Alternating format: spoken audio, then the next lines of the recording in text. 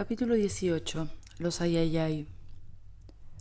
Recia y pesadamente caía la lluvia desde unas nubes oscuras que volaban casi a la altura de las cabezas de los jinetes. Luego empezó a nevar unos copos grandes y pegajosos, y finalmente nevó y llovió a la vez. El viento tormentoso era tan fuerte que hasta los caballos tenían que inclinarse para hacerle frente. Los mantos de los jinetes pesaban, húmedos, golpeando fuertemente en los lomos de las bestias. Llevaban ya muchos días de camino y los 3 últimos cabalgando por aquella meseta. El tiempo había empeorado de día en día y el suelo se había convertido en una mezcla de fango y piedras de agudos cantos que hacía la marcha cada vez más penosa. Aquí y allá había arbustos o bosquecillos doblegados por el viento, pero por lo demás no se ofrecía a los ojos variación alguna. Bastian, que cabalgaba delante sobre la mula Yicha, iba relativamente bien, envuelto en su reluciente manto plateado. Resultó que, aunque ligero y delgado, el manto abrigaba espléndidamente y el agua formaba perlas sobre él. Icrion, el de la figura fuerte y corpulenta, desaparecía casi dentro de un espeso manto de lana azul. Isvald, el de los miembros finos, se había echado la gran capucha de su hábito pardo sobre los rojos cabellos, y el capote de lona gris de Idorn se adhería a sus miembros enjutos. Sin embargo, los 3 caballeros, a su estilo un tanto rudo, estaban de buen humor. No habían esperado que su viaje de aventuras con su señor Bastian fuera una especie de paseo dominical. De vez en cuando cantaban con fuertes voces en medio de la tormenta, con más entusiasmo que afinación, unas veces solos y otras a coro. Su canción favorita era, evidentemente, una que empezaba con las palabras «Cuando yo era pequeñito, tralará con viento y lluvia». Según explicaron, procedía de un viajero de fantasía de tiempos muy remotos, llamado Shakespeare o algo así. El único del grupo al que ni la humedad ni el frío parecían hacer mella era Atreyu. Como casi siempre desde el comienzo del viaje, se adelantaba volando sobre las espaldas de Fújur entre los jirones de nubes y por encima de ellas, para reconocer el terreno, y volvía luego para informar. Todos ellos, incluido el dragón de la suerte, creían que estaban buscando el camino que devolvería a Bastian a su mundo. También Bastian lo creía.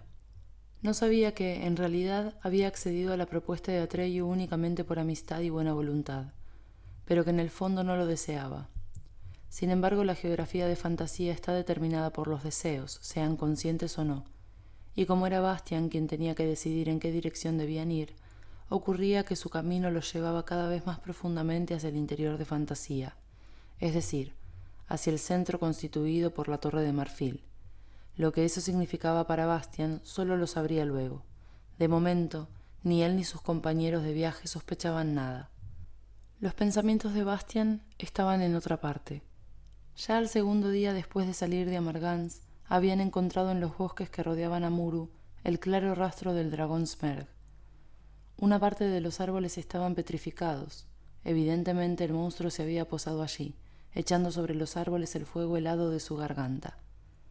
Las huellas de sus enormes patas de saltamontes eran fáciles de reconocer, y Atreyu, que sabía de eso, había encontrado también otras huellas, las del caballo de Inrek el héroe. Así pues, Inrek le había pisado los talones al dragón. «La verdad es que no me hace ninguna gracia», había dicho Fújur medio en broma, haciendo girar sus ojos de color rubí. «Porque sea Smerg o no un espantajo, de todas formas, aunque lejano, es pariente mío». No habían seguido el rastro de Inrek, sino que habían tomado otra dirección, porque su objetivo era buscar el camino de regreso para Bastian. Bastian había pensado luego en lo que había hecho realmente al inventarse un dragón para Inrek el héroe. Sin duda, Inrek necesitaba algo a lo que poder enfrentarse y contra lo que poder luchar. Sin embargo, no era nada seguro que venciera. ¿Qué pasaría si Smerg lo mataba? Y además, la princesa Oglamar se encontraba en una situación horrible.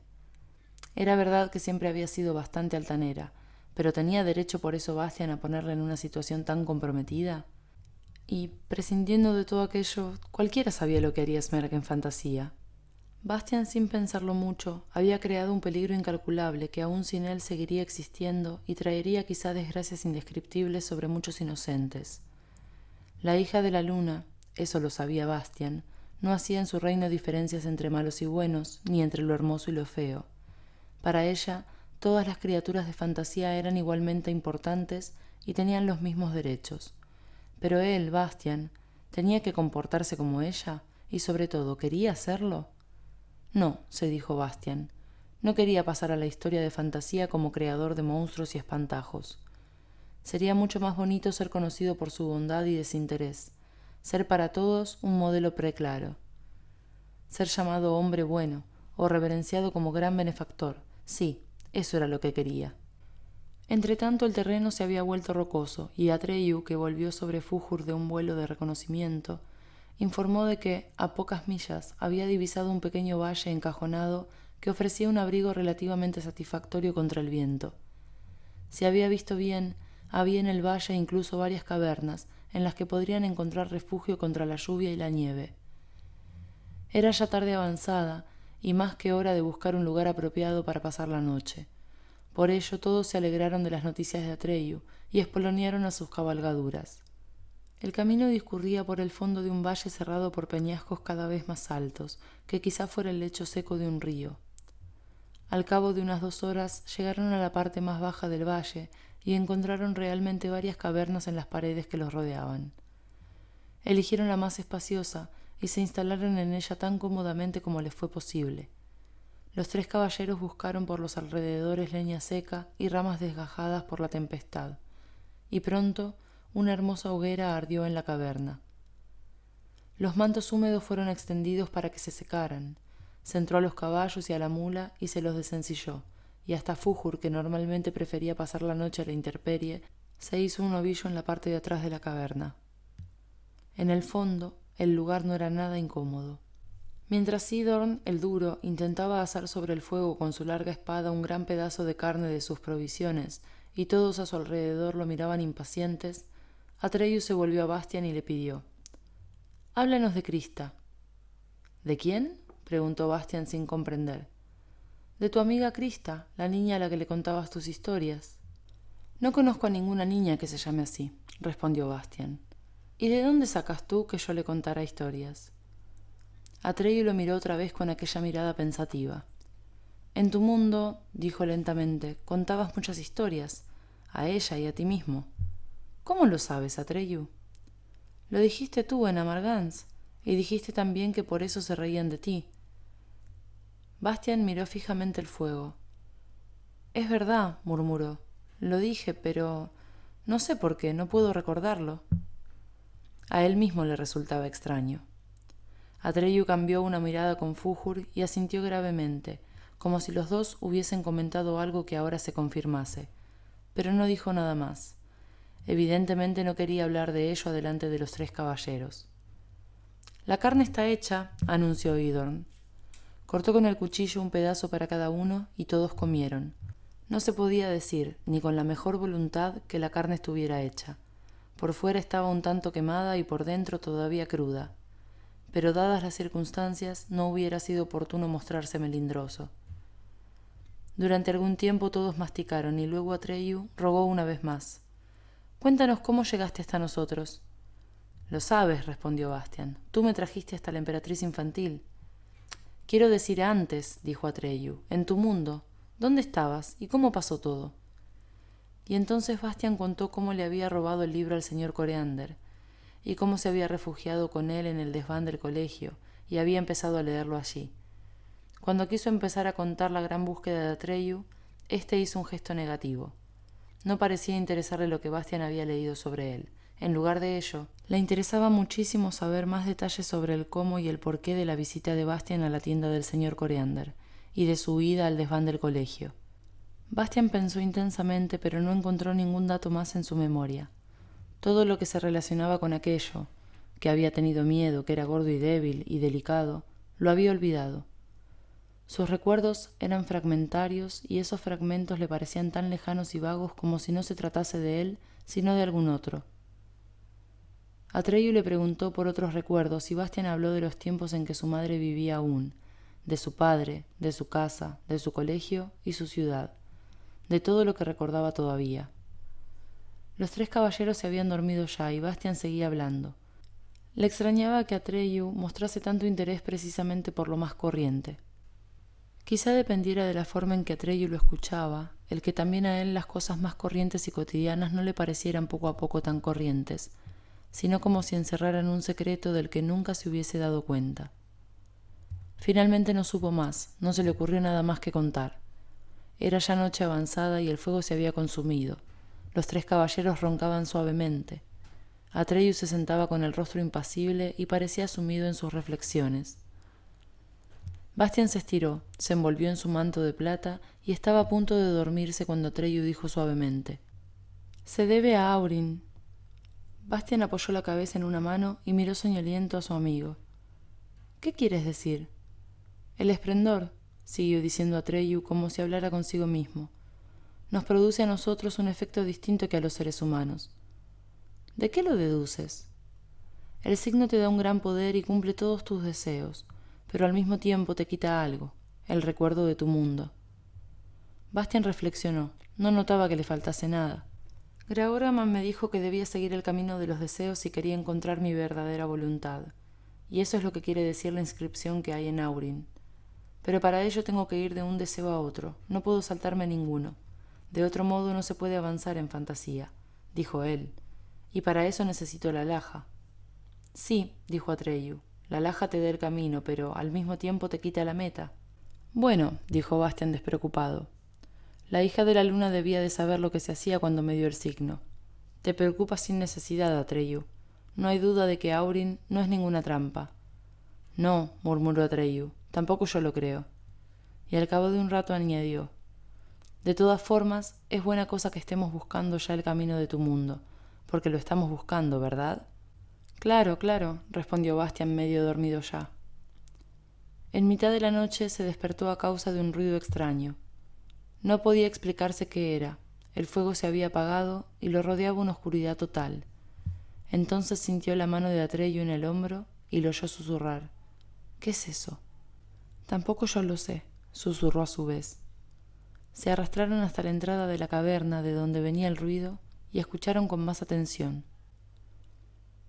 Sonaba como un sollozo o llanto sofocado salido de innumerables gargantas. Sin embargo, no tenía nada de humano, ni tampoco parecido alguno con los gritos de dolor de los animales.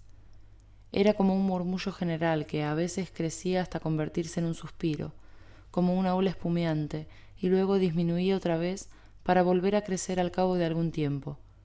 Era el sonido más lastimero que Bastian había escuchado jamás. «Si por lo menos se viera algo», susurró Atreyu. «Espera», respondió Bastian. «Tengo Altair». Sacó del bolsillo la piedra luminosa y la levantó. Su luz era suave como la de una vela e iluminaba solo débilmente la hondonada. Pero el resplandor bastó para mostrar a los dos amigos un espectáculo que hizo que por el horror se les pusiera carne de gallina. El valle entero estaba lleno de unos gusanos deformes, de un brazo de largo, cuya piel parecía como si estuvieran envueltos en andrajos y harapos sucios y desgarrados. Entre las arrugas podían sacar algo así como unas extremidades viscosas, semejantes a tentáculos de pulpo. Al extremo del cuerpo de cada uno de aquellos gusanos aparecían entre los harapos dos ojos, unos ojos sin párpados de los que continuamente emanaban lágrimas. Ellos mismos y el valle entero estaban húmedos por tal causa. En el momento en que la luz de Altair los iluminó, se inmovilizaron y entonces se pudo ver lo que hacían. En medio de ellos se levantaba una torre de la más fina filigrana de plata, más preciosa que todos los edificios que Bastian había visto en Amargans. Muchos de aquellos seres vermiculares estaban precisamente trepando a esa torre para completarla con partes diversas. Ahora, sin embargo, todos se habían quedado inmóviles, mirando la luz de Altair. «¡Ay, dolor, dolor!», se oyó como un susurro consternado por el valle. «Nuestra fealdad se ha hecho pública. ¡Ay, dolor, dolor! ¿Qué ojos son los que nos han visto? ¡Ay, dolor, dolor, que nosotros mismos nos hayamos visto! Seas quien fueres, intruso cruel, sé compasivo, ten piedad y aparte esa luz de nosotros». Bastian se levantó. «Soy Bastian Baltasar Bux», dijo. «¿Quiénes sois vosotros?» «Somos los Ayayay», fue el sonido que le llegó. «Los Ayayay, las criaturas más infelices de fantasía, eso es lo que somos». Bastian cayó, mirando pasmado a Atreyu, que se puso en pie igualmente y se situó junto a él. «Entonces», preguntó, «¿sois vosotros los que habéis construido Amargans, la ciudad más bella de fantasía?» «Así es, ay», exclamaron aquellos seres. «Pero aparta esa luz de nosotros y no nos mires, ten compasión». «¿Y sois vosotros los que habéis llorado Muru, el lago de las lágrimas?» «Señor», gimieron los Ayayay, «es tal como tú lo dices. Sin embargo, moriremos de vergüenza y horror de nosotros mismos si nos sigues obligando a permanecer bajo tu luz. ¿Por qué aumentas nuestro padecimiento de una forma tan cruel? Nada te hemos hecho y nunca hemos ofendido a nadie con nuestra vista». Bastian volvió a meterse en el bolsillo la piedra Alzahir y se hizo una oscuridad total. «Gracias», exclamaron las voces sollozantes. «Gracias por tu compasión y misericordia, Señor». «Quisiera hablar con vosotros», dijo Bastian. «Quiero ayudaros». Casi se sentía enfermo de asco y lástima de aquellas criaturas de la desesperación. Le resultaba claro que se trataba de los seres de los que había hablado en su historia sobre el origen de Amargans, pero como siempre, tampoco esta vez estaba seguro de si habían existido siempre o habían surgido por su causa. En este último caso, él sería de algún modo responsable de todo aquel sufrimiento. Sin embargo, fuera como fuese, estaba decidido a remediar aquella cosa horrible. «¡Ay!», lloriquearon las voces lastimeras. «¿Quién puede ayudarnos?» «Yo», exclamó Bastian. «Tengo a Aurin». Se hizo de pronto el silencio. El llanto cesó por completo. «¿De dónde habéis salido tan repentinamente?», preguntó Bastian en la oscuridad. «Vivimos en las profundidades sin luz de la tierra», le llegó el murmullo de un coro de muchas voces, «para ocultar nuestro aspecto del sol. Allí lloramos continuamente nuestra existencia y lavamos con nuestras lágrimas la plata indestructible de la roca primitiva, con la que fabricamos la filigrana que has visto. Solo en las noches más oscuras nos atrevemos a salir a la superficie y esas cavernas son nuestra salida. Aquí arriba montamos lo que hemos preparado abajo, y precisamente esta noche era suficientemente oscura para evitarnos nuestra propia vista. Por eso estamos aquí. Con nuestro trabajo intentamos desagraviar al mundo por nuestra fealdad y encontramos en ello algún consuelo». «Pero vosotros no podéis evitar ser como sois», dijo Bastian. «Hay muchas clases de culpa, ¡ay!», respondieron los Ayayay. «Por acción, por pensamiento. La nuestra es por existir». «¿Cómo puedo ayudaros?», preguntó Bastian, casi llorando de lástima. «¡Ay, poderoso benefactor!», exclamaron los Ayayay, «que llevas a Aurin y tienes poder para salvarnos, solo te pedimos una cosa: danos otro aspecto». «Lo haré, estad tranquilos, pobres gusanos», dijo Bastian. «Ahora deseo que durmáis y que, cuando despertéis mañana, salgáis de vuestra envoltura y os convirtáis en mariposas. Seréis de muchos colores y alegres, y podréis reír y divertiros. Desde mañana no os llamaréis ya Ayayay, los que siempre lloran, sino Shlabufos, los que ríen siempre». Bastian escuchó en la oscuridad, pero no se oyó nada más. «Se han dormido ya», cuchicheó Atreyu. Los dos amigos volvieron a la caverna. Los caballeros Isvald, Idorn y Icrion seguían roncando suavemente sin haber notado nada. Bastian se echó a dormir. Se sentía contentísimo de sí mismo. Pronto, fantasía entera sabría la buena acción que acababa de realizar. Y realmente había sido desinteresada, porque nadie podría decir que había deseado algo para sí mismo.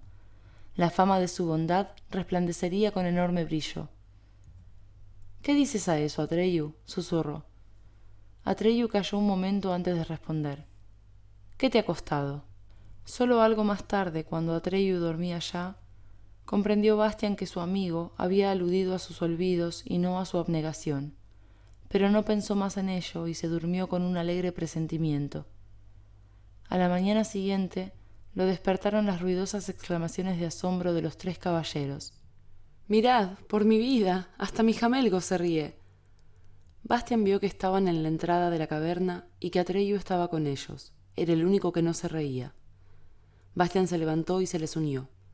Por todo el valle gateaban, daban volteretas y revoloteaban las figuritas más extrañas que había visto nunca.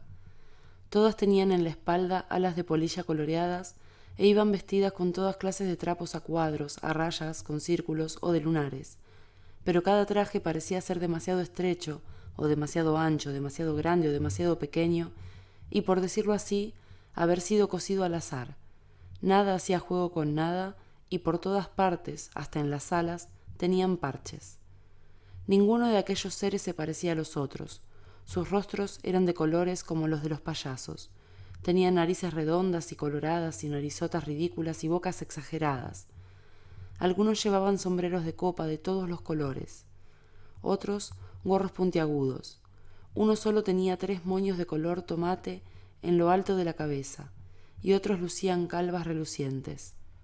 La mayor parte de ellos se sentaban en la delicada torre de preciosa filigrana de plata, o colgaban de ella, daban volteretas encima, brincaban sobre ella e intentaban destrozarla. Bastian corrió afuera. Vosotros! Gritó. Parad inmediatamente, no podéis hacer eso. Los seres se detuvieron y lo miraron desde lo alto. Uno, que estaba arriba de todo, preguntó: ¿Qué ha dicho? Y otro le gritó desde abajo: El sujeto dice que no podemos hacer eso. ¿Por qué dice que no podemos hacerlo?, preguntó un tercero. ¿Por qué no?, gritó Bastian. No podéis romperlo todo. El sujeto dice que no podemos romperlo todo, comunicó la primera polilla payaso a las otras. Claro que podemos, respondió otra, rompiendo un gran pedazo de la torre. La primera volvió a gritarle a Bastian desde arriba, dando saltos al mismo tiempo como una loca. ¡Claro que podemos! La torre se balanceó y comenzó a crujir peligrosamente. ¿Pero qué hacéis?, gritó Bastian. Estaba furioso y asustado, pero no sabía cómo actuar, porque aquellos seres eran realmente extraños. El sujeto, dijo la primera polilla volviéndose otra vez a sus compañeras, pregunta que qué hacemos.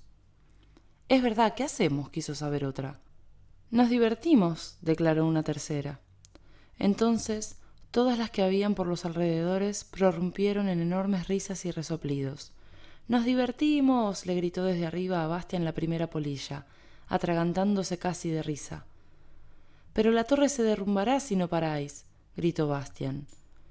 El sujeto, comunicó la primera polilla a las otras, cree que la torre se derrumbará. ¿Y qué?, dijo otra, y la primera gritó desde arriba: ¿Y qué? Bastian estaba sin habla, y antes de que hubiera podido encontrar algo apropiado que decir, todas las polillas payaso que colgaban de la torre comenzaron de pronto a formar en el aire una especie de corro, pero no agarrándose de la mano, sino una de las piernas y otras del cuello. Muchas daban vueltas de cabeza y todas gritaban y reían. Lo que aquellos tipejos alados hacían era tan cómico y divertido que, en contra de su voluntad, Bastian tuvo que reírse también. «No podéis hacer eso», exclamó. «Es obra de los ayayay». «El sujeto», dijo otra vez la primera polilla payaso, volviéndose a sus compinches, «dice que no podemos hacer eso». «Podemos hacerlo todo», gritó otra dando una zapateta en el aire. «Todo lo que no nos está prohibido». «¿Y quién nos prohíbe nada? Somos los schlabufos». «¿Quién nos prohíbe nada?», exclamaron a coro todas las polillas payaso. «Somos los schlabufos». «Yo», respondió Bastian. «El sujeto», dijo la primera polilla a las otras, «dice que yo». «¿Cómo que tú?», preguntaron las otras. «Tú no eres quien para decirnos nada». «Yo no», explicó la primera. «El sujeto dice que él». «¿Por qué dice el sujeto que él?», quisieron saber las otras. «¿Y quién es ese él?». «¿Quién es ese él?», gritó desde arriba la primera polilla. «Yo no he dicho él», gritó Bastian medio enfadado y medio riéndose. «He dicho que os prohíbo echar abajo la torre». «¿Nos prohíbe echar abajo la torre?», explicó la primera polilla a las otras. «¿Quién?», preguntó una recién llegada. «El sujeto», contestaron las otras. Y la recién llegada dijo: «Yo no conozco al sujeto. ¿Quién es?». La primera gritó: sujeto, ¿quién eres?». «No soy ningún sujeto», gritó Bastian, bastante furioso ahora. «Soy Bastian Baltasar Bux, y he hecho schlabufos de vosotras para que no lloréis ni os lamentéis más.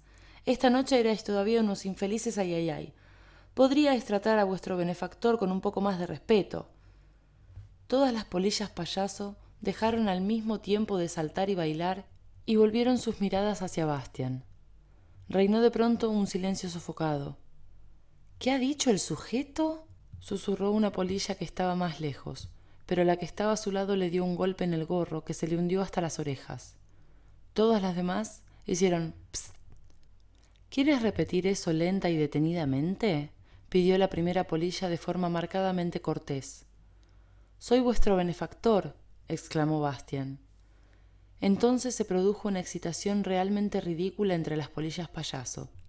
Cada una se lo decía a la otra, y finalmente todas las innumerables figuras que hasta entonces estaban repartidas por el valle bullieron y revolotearon aglomerándose en torno a Bastian, mientras se gritaban mutuamente: —¿Habéis oído? ¿Habéis comprendido? Es nuestro fenebactor, Nastivan Baltibux, no, Buxian fanebector.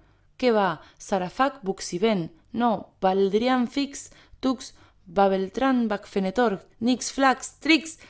Todas parecían fuera de sí de entusiasmo, se daban mutuamente la mano, se saludaban con el sombrero y se golpeaban las espaldas y los estómagos, levantando grandes nubes de polvo. —¡Qué potra tenemos! —gritaban. —¡Viva Bux Factor Sanidad Baxtiven! Y sin dejar de gritar y reír, todo el enorme enjambre se dispersó en las alturas formando remolinos. El ruido se perdió a lo lejos. Bastian se quedó allí, sin saber casi cómo se llamaba de verdad. No estaba tan seguro ya de haber hecho una buena obra.